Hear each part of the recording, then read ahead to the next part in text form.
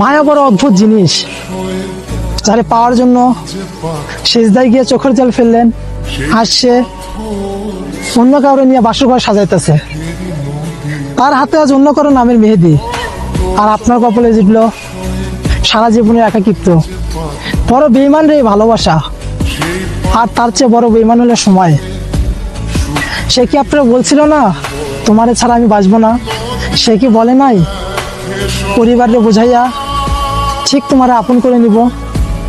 আজ কোথায় গেল সেই কসম, কোথায় গেল সেই চোখের জল?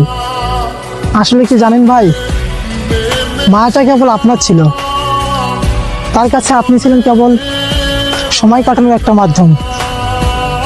আজ আপনার চেয়েও দামি কিছু পাইছে, তাই পরিবারের দোহাই দিয়ে সে আজ অন্যের বিছানা গরম করতে চলে গেছে। তোর বিশ্বাসের দাম যে এত সস্তা হবে সেটা আগে জানলে হয়তো পথের কুত্থরে ভালোবাসা শিখাইতাম, তাও তোর বিশ্বাস করতাম না। আজ তো বাসর ঘরে ফুলের গন্ধ, খুশির উৎসব হবে,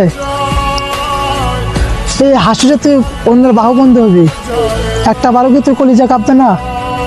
একটা বারো কি তোর মনে পড়বে না? একটা জ্যান্ত মানুষের স্বপ্ন চুরমার করে তুই আর সুখে আসর।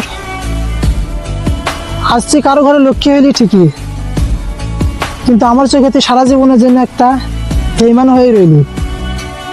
তুই একটা মানুষের বিশ্বাস কত জঘন্যভাবে খুন করছস। যা,